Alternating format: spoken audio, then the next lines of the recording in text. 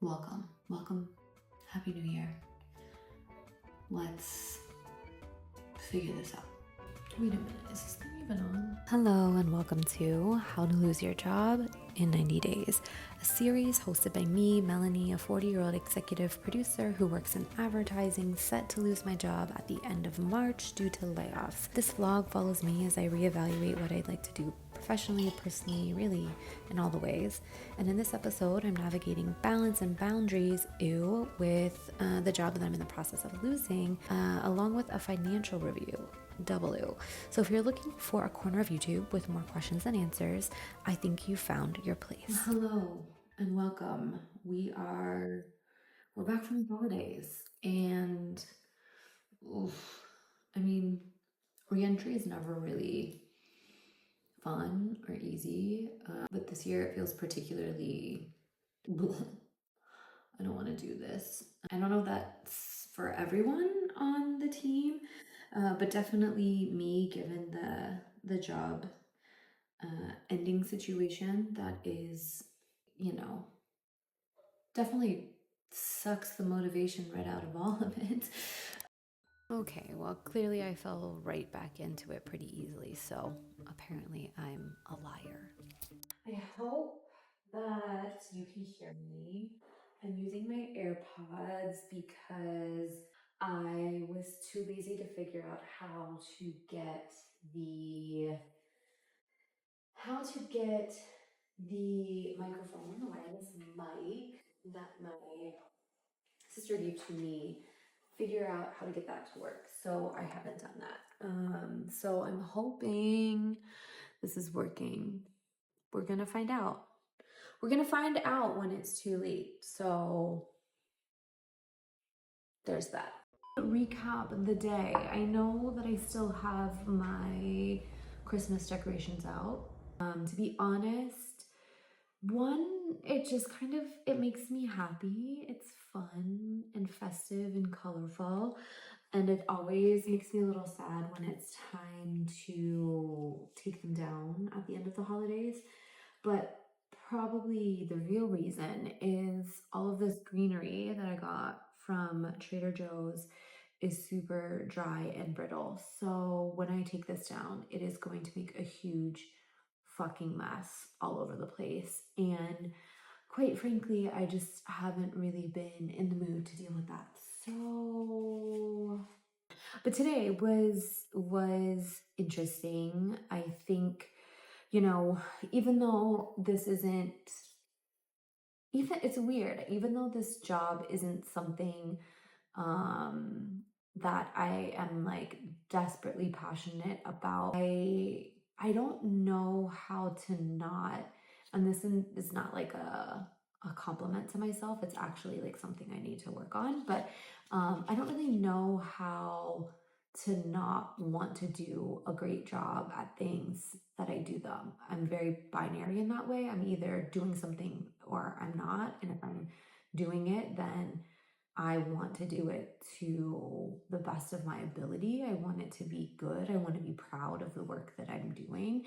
So I'm realizing just in like the first few days back from the holiday break and kind of adjusting into the realities of knowing I'm losing my job in a few months, and that this time period, part of which is for me to find a new job or idea of what I want to do in some way.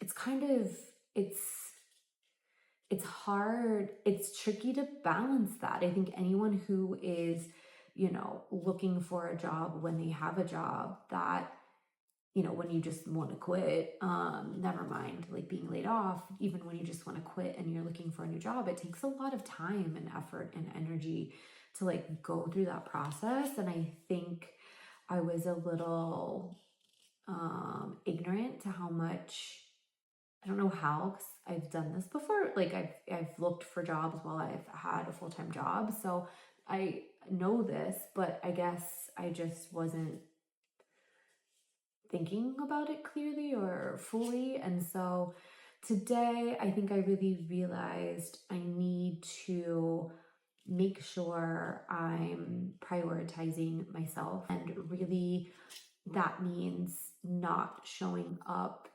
to my current job as like to my fullest potential, which feels really, I underestimated how strange that was going to feel and how hard or awkward that was going to feel. One thing that I did go through and do today to kind of help me manage my time and kind of, I guess, like mentally check in and check out is going through and blocking my calendar. So trying to actually block out 2 to 3 hours every day in my calendar for just me. So I would love to know if anyone else has kind of like recommendations or experience with how they've drawn those boundaries as someone who's like an overachiever, kind of really, prides himself on doing a good job and realizing like, hey, wait a minute, like I'm actually losing this job and it doesn't matter if I do a good job. I've done a good job this whole time and I still am losing my job, so it doesn't really matter. Probably not. So What do you mean? What do you mean? What do you mean? I have my cozies on. I'm going to make some dinner and try to organize myself for tomorrow, and kind of set out some ideas of what I want to do this week to help myself. And one of those is going to be a little bit of a finance review. So I plan to tackle that either tomorrow or later in the week.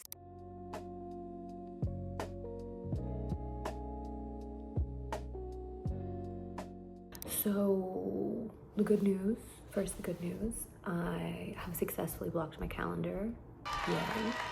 I have so far today successfully followed that schedule.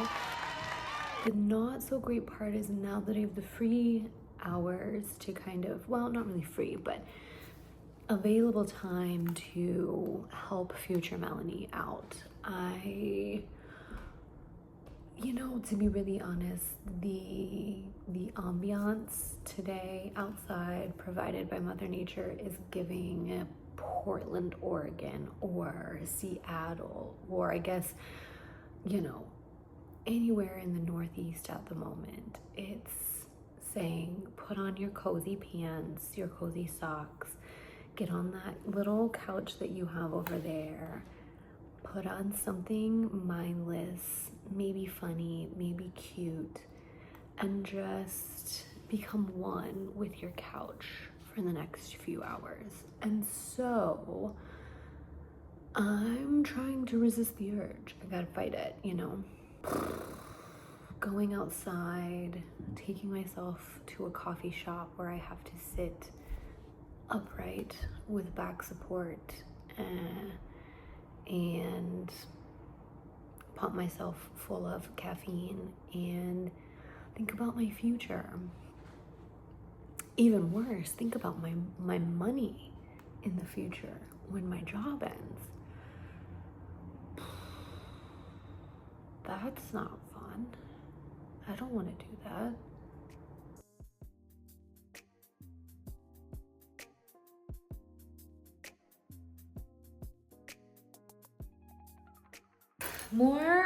Another round of good news, bad news. The good news, that actually went a lot better than I expected. I'm landing at a place that feels like it actually isn't as terrifying as I kind of thought it was going to be. So there was no real need to procrastinate and kind of avoid doing that little exercise, because it's actually helpful. It's incredibly helpful to know where I'm landing, where I will be landing, what that means for me. I'm gonna kind of get unpacked here and walk you through everything that I looked at. The bad news is, well, unfortunate. Let's stop calling it bad news because that's really unnecessary. The unfortunate news is that it's worse out there. It's raining. It's freaking miserable. I had a coffee, ended up accidentally eating a cookie, naturally. So let's just say, the health and fitness goals for today have not and will most likely not be met.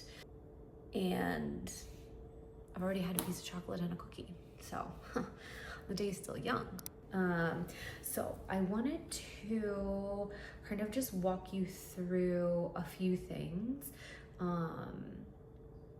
in terms of what I looked at to kind of understand this. The first thing I wanted to do was look through my monthly cost of living. So I looked at essentially like 2 categories from now until the end of March with my life is kind of status quo.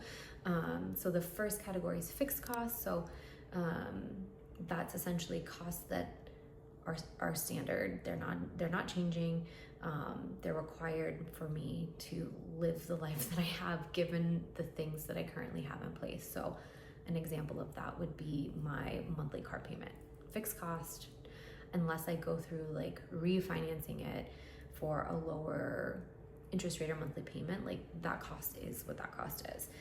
So that was the first category. The second category that I looked at were variable costs. So those are costs that, the way I was looking at variable costs were things that I had some control over in terms of what that cost was each month. So for example, monthly subscriptions or spending, things that I could make a varying, like sliding scale degree of change to the way that I'm living and impact what that cost is. So there's a level of agency, or I have some control over what those costs are.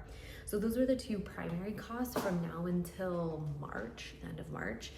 And then the third category I started to consider after March are new costs like post termination. So health insurance, that was the main one that I came up with, but just kind of making sure I was considering once that employment ends, what are things that will be additional costs to me that I'll be incurring once that job ends, that I don't necessarily account for in my budgeting now, but will need to. So those were the 3 categories that I looked at for costs. Again, basically trying to land on like at an average degree, what are my average monthly costs or average cost of living month over month. So once kind of that was goal number 1, get that sorted, which I did. Great. Then I wanted to take a look at my income from January until the end of March. So looking at my monthly salary, I'm paid bi-monthly, bi-weekly, whatever, twice a month. So that monthly salary total, and then also something that is interesting given my current situation, and I definitely would recommend that if you are in a situation where your company ownership is changing and therefore a lot of your benefits are also changing, is taking a look at your 401k and how that works.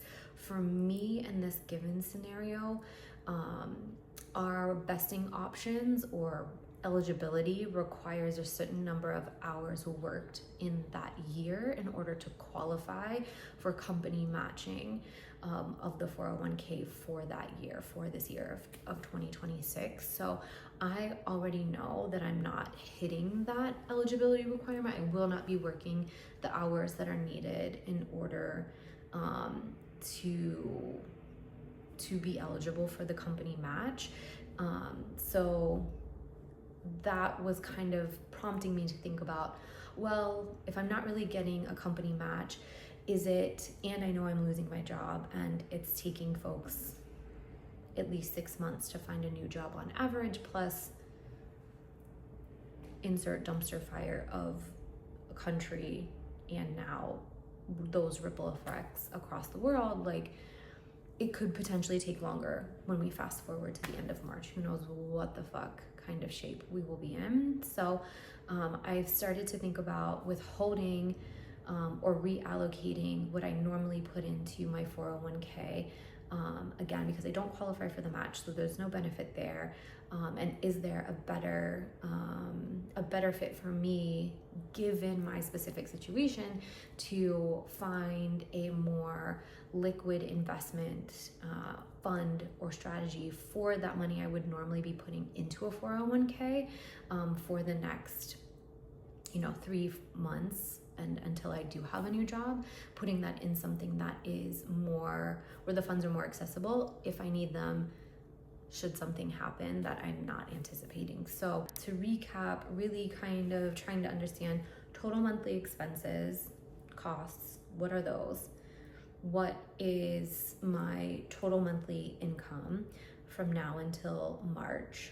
How much money can I save given those costs and my income between now and March to kind of add to the nest egg, if that's the right word, that I'd already been saving over the course of last year, to essentially understand how much time do I have before I have to freak out that I'm gonna not have enough money, or I'm reaching a point where I'm uncomfortable with how much of my savings I'm losing while I navigate this life change, because I want to strike the balance between being like financially responsible, call me an adult, but also giving myself the time and the freedom to not just jump.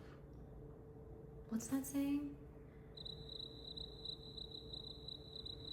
From the, I don't know, there's something about like jumping from the pan into the fire, I don't remember, but jumping from one job that I have never loved and yet have been working in for quite some time just to do the same thing, really giving myself a little bit of time and cushion to make changes in my career or life if that is what I decide I want to do. So yes, hopefully this was helpful. I really hope it was. I think if anything, I just, hope that you take a look at your money. I know it can be overwhelming and scary, and it can make a lot of this feel super real, and it can make the time that I do have left feel like that's coming to an end very quickly, which it really is in some degree, or in some way. But I think this left me feeling really empowered, because at least now I know, right? You have to face the facts and the realities of the situation. And so at least I know what I'm up against. I can figure out what is comfortable for me, and then I can work within those parameters. So do it.